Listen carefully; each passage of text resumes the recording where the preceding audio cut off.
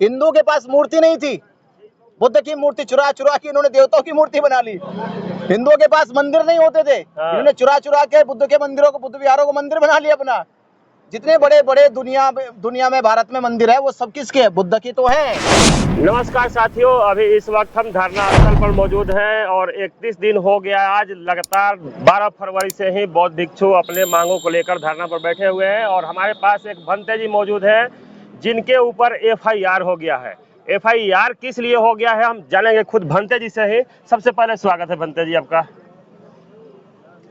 देखिए, मेरे ऊपर FIR हुआ है जब उनको लगा कि अब सच्चाई देश के सामने आ गई है और वो प्रशासन जो उन पुरोहितों का, पंडों का गुलाम बना हुआ है, जी जी, जो 75 साल से उन्होंने पर्दा डाल रखा था, जो देश से और भारत के बौद्धों से और दुनिया के बौद्धों से छिपाया जा रहा था जी जी, कि माँ बोधि महाविहार की आड़ में पुरोहित लोग पिंडदान करते हैं, सैकड़ों की संख्या में वहां पहुंचते हैं, लोगों का बेवकूफ बनाते हैं, लोगों को श्राद्ध के नाम पे, पिंडदान के नाम पे मूर्ख बनाकर ठगते हैं पैसे। वो लोग जिन्होंने माँ बोधि महाविहार के परिसर में जाने अचानक कहां से रात के अंधेरे में शिवलिंग की लाके मूर्ति उस पर दूध जल चढ़ाने लगे हैं। तो ये सब जो है भारत के बौद्धों से, दुनिया के बौद्धों से छिपाया जा रहा था और आड़ी आड़ में धीरे धीरे माँ बोधि महाविहार में अतिक्रमण किया जा रहा था।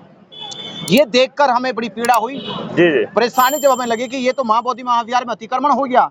अरे आज इतना हो गया, कल तो ये शिव जी की मूर्ति ला के रख देंगे, आज इतना हो गया, कल तो ये विष्णु खड़ा कर देंगे यहाँ पे लाके, गणेश खड़ा कर देंगे। ये तो हमें जागना होगा, क्योंकि जिस तथागत ने हमारे भीतर ये ऊर्जा पैदा करी है, जिस बाबा साहब डॉक्टर अम्बेडकर जी ने हमें स्वाभिमान जिससे जीना सिखाया है, बाबा साहब अम्बेडकर जी ने कहा था वही कि अगर बुरा दिखाई दे रहा तो बुरे को खत्म करने की आवाज उठाओ, जुल्म मत सहो, बुरा मत सहने हो दो अपने ऊपर। तो हमने देखा बुरा हो रहा है हमारे ऊपर, जुल्म हो रहा है हमारे ऊपर, हमारी विरासत के ऊपर ये कुताराघात हो रहा है, कब्जा किया जा रहा है। तो हमने यही पूछा और मैंने जितनी शालीनता से पूछा है, शायद हो सकता है कि इतनी शालीनता से दूसरे ने किसी से बात नहीं की होगी। और मैं खुद ये स्वीकार करता हूँ कि मेरे भीतर भी वो शालीनता थी, क्योंकि मैं माँ बोधि महाविहार में था। तो शालीनता मेरे चित्त में थी, वो विनम्रता मेरे चित्त के भीतर थी कि मुझे किस तरह से बात करनी है, पर मेरी बातों का जवाब वो नहीं दे पाए, दूर भागने लगे। कहीं गाली गलौज से तो बात नहीं ना कर दिए थे आप? अरे पूरा वीडियो जग जाहिर है भाई, पूरा वीडियो पूरे देश ने देखा, उसके कई बार आप देख लीजिए। मैं केवल यही पूछ रहा हूँ कि माँ बोधि महाविहार में हिंदू संस्कृति का क्या स्थान है, क्या ये उचित है यहाँ करना? वो खुद इनकार कर रहे कि उचित नहीं है, ये गलत है। मैं ये कह रहा हूँ, क्या कोई राम मंदिर में जाकर नमाज पढ़ सकता है? अगर नमाज पढ़ने लग जाए तो क्या आप उसको नहीं भगाओगे वहां से? क्या चर्च में जाके कोई हिंदू घंटी बजाने लग जाए तो चर्च का पादरी हिंदू को बाहर नहीं भगाएगा?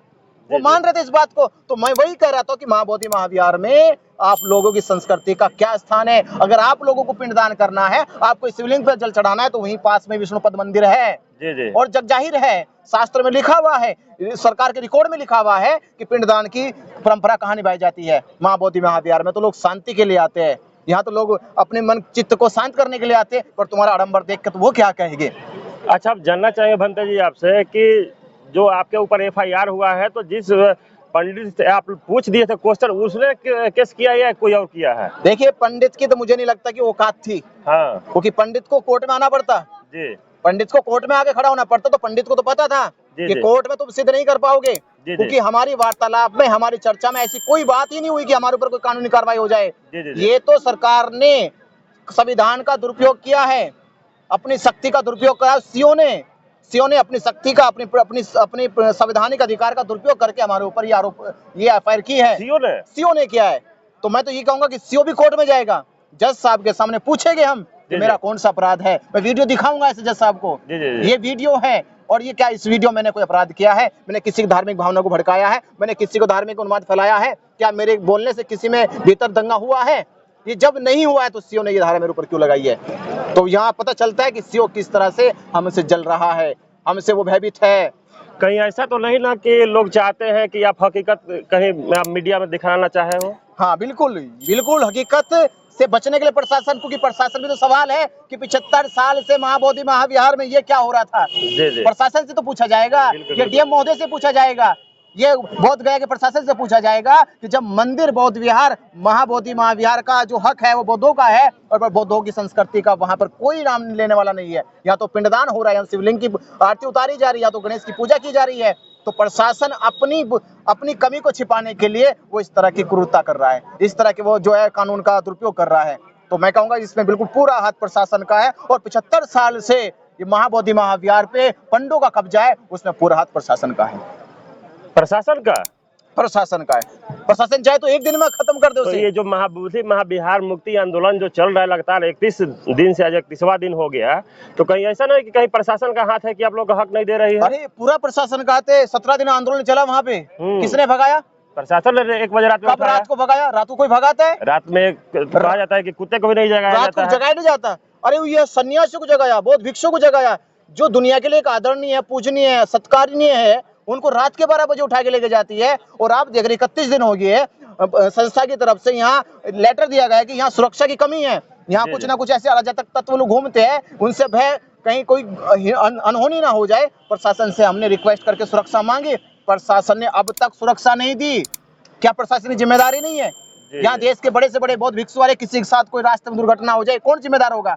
प्रशासन होगा। तो प्रशासन का पूरा हाथ है इसमें। प्रशासन नहीं चाहता है कि यहाँ कोई सुरक्षा हो, क्योंकि वो सोच रहा है कि कोई घटना घटेगी, इनके मनोबल गिरेंगे तो ये भाग जाएंगे। पर उस सरकार को नहीं पता है, अगर किसी के साथ कुछ भी हो गया, जरा सा भी कुछ हो गया बाल बांग का, तो देख लेना यहाँ भी 1000 दिखाई देंगे, फिर लाखों दिखाई देंगे। फिर प्रशासन अपने आप को कहाँ छिपा के जाएगा, अपनी नाकामी कहाँ छिपाएगा? कहीं ऐसा ना हो ना भलते जी कि कहीं आपके ऊपर FIR हो गया तो आप इसका आवाज उठाना बंद कर दें? बिल्कुल, मैं तो यहाँ बैठा हूँ, मैं गया कहीं? मैं सोशल मीडिया में भी हूँ, मैं सड़क पर भी चल रहा हूँ। वो गिरफ्तार करके ले जाओ मुझे। अरे गिरफ्तार करेगा तो पेश करेगा ना कोर्ट में ले जाके। तो कोर्ट में जज देखेगा ना धारा, और मुझे कौन सा, अरे अखबार में छपा नहीं उन्होंने 196 लगाई है, 298 लगाई है, इसका लगी धार्मिक उन्माद फैला, तो अखबार में छपेगा ना। बिल्कुल बिल्कुल कि धार्मिक उन्माद फैला है कि बोध गया में कई लोगों के बीच में, तो वो अखबार छापेगा। तो अखबार की कटिंग मांगिए ना, 4 मार्च की कोई अखबार की कटिंग दीजिए, जज मांगेगा ना। और ये कोई अखबार में नहीं छपा है, कौन सा धार्मिक उन्माद फैल गया, कौन सी धार्मिक भावना किसी को ठेस लग गई, तो वहां फटकारा जाएगा। वो ऐसा हुआ मेरे सामने। मैं पिछले जब क्या हमारे भीम आर्मी का मामला आंदोलन था, उस दिन मेरे ऊपर कई सारे मुकदमे लगा दिए प्रशासन ने। तो जब जज के सामने गए तो जज ने पूछा कि भाई किसका नुकसान हुआ, कौन सी सरकारी संपत्ति को नुकसान पहुंचाया, कितने नुकसान का हर्जाना भरवाओगे इनसे, कोई रिकॉर्ड आपके पास है? तो खड़े रहे वहां पे, SHO साहब खड़े रहे जज के सामने से, बोले कि सर ऐसा कोई नुकसान नहीं हुआ, कोई रिकॉर्ड है, कोई वीडियो रिकॉर्डिंग है? बोले कुछ नहीं है। बोले काटो धारा सब ये, और आगे से लगाए तो सस्पेंड कर दूंगा। तो ये होने वाला CO के साथ भी। अच्छा, देखा जाता है कि जो पिंड दान कराते हैं वो कहीं ना कहीं अपने ही लोग हैं, जिनको मानना होता है कि हम मेरा जो पूर्वज है स्वर्ग में जाएंगे। तो बोध गया में तो बहुत ऐसा स्थान है, लेकिन बौद्ध मंदिर में इस तरीका का करना क्या कहिएगा मंदिर जी? देखिए, मैं इनको तो इनकी मती मारी गई, मैं इनको ये कहूंगा कि संत कबीरदास जी महाराज, उनको सारे पंडितों ने बनारस में ये कहा कि कबीर, अगर तू इतना सत्य कर्म करने वाला है, अगर तेरे इतने भीतर पुरुषार्थ है, तेरे भीतर इतना बुद्धत्व है, तो निर्वाण प्राप्त करके दिखा, मोक्ष प्राप्त करके दिखा। और उसने कहा पंडित ने कि काशी में तो सबको मोक्ष मिल जाए, क्योंकि भगवान की नगरी है। अगर तुझे मोक्ष लेना है, निर्वाण लेना है, तो मगहर में जाके मर के दिखा। कबीर ने कहा अरे मैं मगहर छोड़ शमशान में भी मर जाऊंगा तो भी मोक्ष है मुझे, क्योंकि मैं मरने वाला मोक्ष नहीं तलाश कर रहा कि मरने के बाद मोक्ष मिलेगा। मैंने जीवन को जीना सीख लिया, मैंने बुद्ध की वाणी सीख ली है कि सत्कर्म कैसे होता है। मेरी इंद्रियां मेरे संयम में है, मेरा आचरण मेरे में आचरणवान है, मैंने किसी का दोष किया नहीं, किसी पे मैंने पाप किया नहीं, तो मेरा जीवन जो है, मैं मगहर भी जाऊंगा तो मगहर में मरे। संत कबीरदास, रामानंद मरे काशी में। 2 संतों के बीच की डिबेट थी, रामानंद काशी में शरीर छोड़ते हैं और संत कबीरदास मगहर में छोड़ते हैं। आज की तारीख में 2025 की तारीख में आज पूरे भारत से पूछ लीजिए कि रामानंद को कितने याद करते हैं और कबीर को कितने याद करते हैं। एक जो काशी में मरा वो विलुप्त हो गया, और एक जो मगहर में जाके शरीर त्याग थे वो अमर हो गया। अच्छा, तो पंडितों को तो यही कहूंगा मैं। बनते जी, देखा जाता है कि हिंदू के मंदिरों पर अपना कब्जा होता है, मुस्लिम का मस्जिदों पर अपना कब्जा होता है, सिख का अपना कब्जा होता है, ईसाई का अपना कब्जा होता है। आखिर बौद्धों के साथ ऐसा छेड़छाड़ किया जा रहा है, क्या कहिएगा? ये पूरी षड्यंत्र के तहत किया गया, शुरू से किया गया। पूरे बौद्ध शास्त्रों में इन्होंने छेड़छाड़ करी, बौद्ध मूर्ति में छेड़छाड़ करी। हिंदुओं के पास मूर्ति नहीं थी, बुद्ध की मूर्ति चुरा चुरा के इन्होंने देवताओं की मूर्ति बना ली। हिंदुओं के पास मंदिर नहीं होते थे, इन्होंने चुरा चुरा के बुद्ध के मंदिरों को, बुद्ध विहारों को मंदिर बना लिया अपना। जितने बड़े बड़े दुनिया में भारत में मंदिर है वो सब किसके है? बुद्ध की तो है, क्योंकि हिंदू शास्त्र में ये लिखा ही नहीं गया कि कोई देवी देवता भी होते हैं, कोई मंदिर भी होता है। ये तो बुद्ध विहार बौद्धों की संस्कृति में होता है। बुद्ध की मूर्ति पहले राजा कनिष्क ने बनाई थी मथुरा में, जी जी। इससे पहले कोई एविडेंस सिद्ध कर दे हिंदू कि हमारी मूर्ति बनी है। ये तो बुद्ध की मूर्ति को चुरा के मूर्ति बनाई। इसलिए मैं कहूंगा कि वही षड्यंत्र ये आज भी चल रहे हैं कि किसी तरह से, कि अगर ये लोगों को पता चल गया कि बुद्ध भारत में ऐसे महादार्शनिक है जिनके दर्शन के सामने दुनिया के सारे दर्शन फीके हैं, तो ये सारे शास्त्र, इनके चारों वेद, 18 पुराणे, सब के सब मिट्टी में दफन हो जाएगी। अच्छा, अंतिम में मेरा क्वेश्चन ये रहेगा भंते जी कि जो लोग अभी तक इस धारणा में नहीं पहुंचे हैं, उन लोगों को क्या संदेश देना चाहिए? मेरा संदेश यही है, हम यहाँ बैठे हैं, 31 दिन हो गए हैं, और मैं आपसे इतनी अपील कर रहा हूं, और खासकर अपील मेरी बौद्ध भिक्षुओं से है।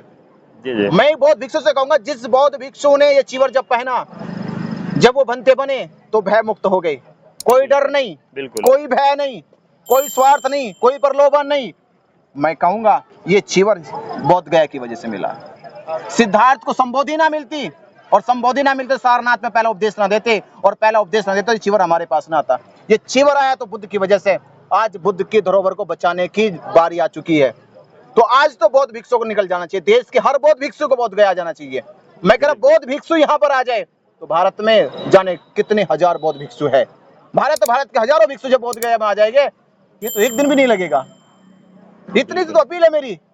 अरे बैठना है तो वहां भी बिहार में बैठो, यहाँ भी बैठना है, खाना वहां भी मिलेगा, खाना यहाँ भी मिलेगा। बिल्कुल बिल्कुल। पर कम से कम फक्र मैं यही कहूंगा, वहां जीना अपने लिए और यहाँ जीना बुद्ध के लिए। बहुत खूब, बहुत तो खूब। बुद्ध के लिए जीना, ये इससे बड़ा फक्र मेरे लिए क्या होगा। चलिए, बहुत बहुत धन्यवाद भंते जी। तो जिस तरीका से अभी भंते विनयाचार्य जी का बात को आप लोग सुने कि किस तरीका से इनको सही बात बताने की वजह से इनके ऊपर FIR किया गया है। आप लोग को भी अगर ऐसा लगता है कि क्या हकीकत है, इनका कहना बिल्कुल सही है या गलत है, अपना प्रतिक्रिया हमारे वीडियो पर जरूर दीजिएगा। सभी साथियों को नमो बुद्धाय, जय भीम, जय संविधान।